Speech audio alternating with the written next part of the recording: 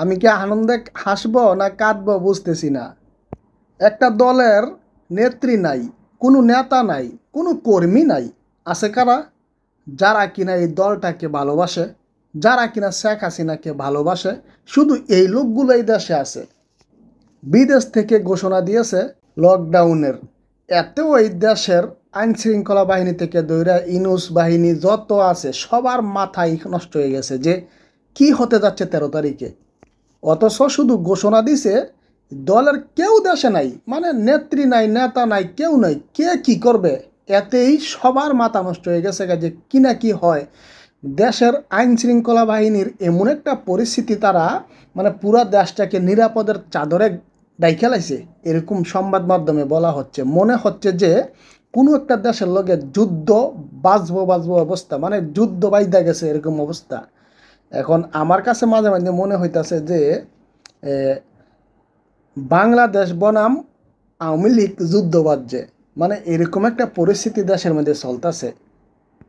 আমি শুধু এটাই চিন্তা করি যে একটা দলের কোনো লোক, মানে একটা শক্তভাবে যে রাস্তায় দাঁড়াবে এরকম একটা লোক নাই। একটা দলের কোনো নামগন্ধ দেশে নাই, কোনো কার্যক্রম কোনো কিছু দেশের ভিতরে নাই। এর ভিতরে মাত্র আবার বিদেশের থেকে ঘোষণা দিছে লকডাউনের। এতেই যদি তোমাদের এত মাথা নষ্ট হয়ে যায়, এত মাথা ব্যথা হয়ে যায়, দেশকে মনে হয় যুদ্ধ লেগে গেছে এরকম অবস্থা চলতেছে, এরকম অবস্থা করে ফেলছো। ওই দলের নেতারা যদি, নেত্রী যদি দেশে আসে, তোমাদের অবস্থা কি হবে? তোমরা তো পাতলা পায়খানা করতে করতে কাপড় চোপড় নষ্ট করে লাইবা। আর শুধু আইন শৃঙ্খলা বাহিনী হইলে মনটারে বোঝ দিতাম।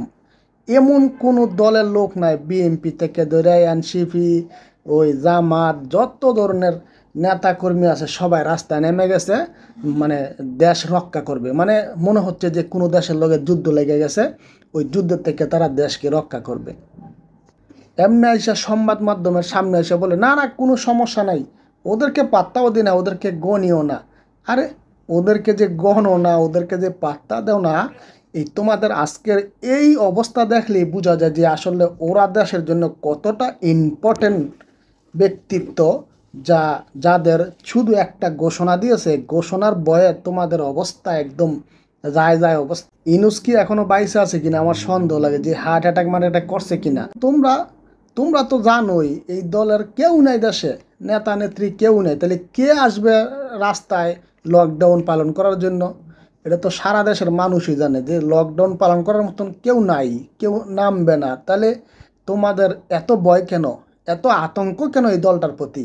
তোমাদের এইগুলো দেখার পরে মানুষের বুঝতে বাকি নাই যে আওয়ামী লীগ কে, আওয়ামী লীগ কারা।